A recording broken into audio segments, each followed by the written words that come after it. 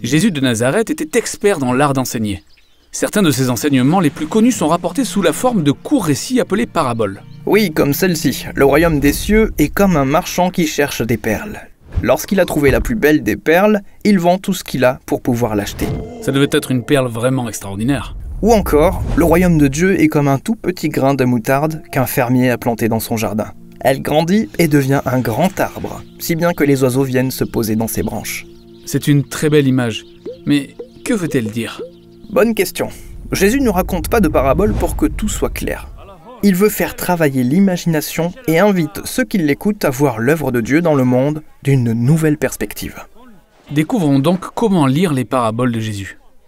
Il y a beaucoup de grands enseignants qui, au fil des siècles, se sont servis d'histoire pour enseigner à leurs étudiants sur des questions de morale, la religion et la philosophie.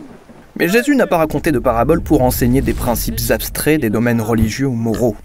Il a dit que ces paraboles parlent de lui-même et sa mission. Sa mission, annoncer l'avènement du royaume de Dieu sur la terre comme au ciel. Exactement. À l'époque de Jésus, les Israélites étaient gouvernés par l'Empire romain. Mais les Écritures ont promis qu'un jour, leur Dieu viendrait régner sur son peuple en tant que roi. Pour cette raison, beaucoup d'Israélites voulaient se révolter contre Rome et se battre pour leur liberté. C'est ainsi que certaines personnes voyaient le royaume de Dieu. Exactement. Mais Jésus était un pauvre prophète itinérant qui guérissait les malades et invitait les gens à le suivre. Et c'est ça qu'il appelait l'avènement du royaume de Dieu. Cela ne correspondait pas aux attentes. Effectivement, et c'est pourquoi Jésus employait des paraboles afin de les aider à comprendre que son petit mouvement était l'avènement du royaume de Dieu. Oui, comme la parabole qui compare le royaume de Dieu à du levain caché dans une pâte. On ne voit pas forcément son influence, mais elle va tout changer. Jésus a raconté aussi des paraboles qui montrent comment les valeurs du royaume de Dieu sont à l'inverse de celles de ce monde.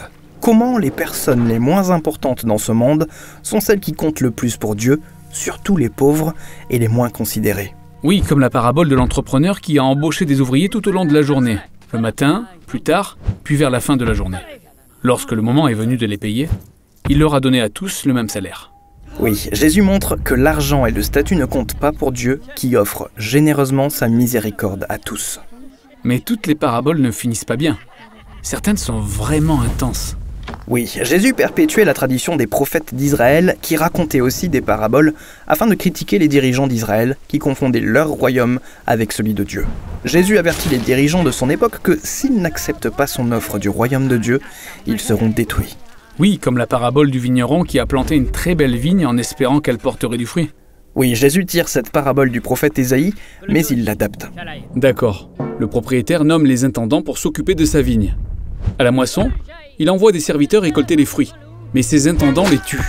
Et donc, le propriétaire envoie son propre fils pour confronter les intendants, mais il le tue aussi. Alors, Jésus demande à ceux qui l'entourent, que pensez-vous que ce propriétaire devrait faire ? Ah, il va punir ses intendants et en engager d'autres. Jésus savait que si Israël continuait sur sa même voie, il serait détruit par Rome. Et donc, par des paraboles comme celle-ci, il incite ceux qui l'écoutent à prendre position sur son offre du royaume de Dieu. Le rejeter, l'ignorer ou lui faire confiance et le suivre. Mais si ce message de Dieu est si important, pourquoi l'enrober de paraboles ? Pourquoi ne pas être plus clair ? Eh bien, les devinettes et paraboles permettent à Jésus de faire des affirmations audacieuses qui révèlent la vérité aux esprits ouverts. Pour ceux qui ont des oreilles pour entendre, ils peuvent y réfléchir et l'approfondir. Mais ces paraboles voilent aussi son message aux yeux de ceux qui sont contre lui, ce qui lui permet de gagner du temps. Gagner du temps ? Pourquoi ? Eh bien, Jésus préparait ses disciples les plus proches à la plus grande des surprises. Il affirmait que le Dieu d'Israël viendrait régner sur son peuple, non par la coercition et la force brutale, mais par l'amour sacrificiel, et qu'il mourrait pour leurs péchés. Mais sa mort ne sera pas la fin. Oui, il a dit que sa mort serait comme une petite semence enterrée dans le sol, qui grandirait et donnerait naissance à un épi avec de nombreux grains. Donc ces paraboles expliquent qui était Jésus et ce qu'il était venu faire. Et les auteurs des évangiles les ont préservés, si bien qu'à présent, chaque génération de disciples de Jésus peut les lire et les méditer. Et imaginez comment le royaume de Dieu est toujours à l'œuvre, encore aujourd'hui. Oui, ces anciennes paraboles sont toujours pleines de nouvelles surprises et de nouveaux défis. Elles sont comme un coffre renfermant d'anciens et de nouveaux trésors, n'attendant que d'être découverts.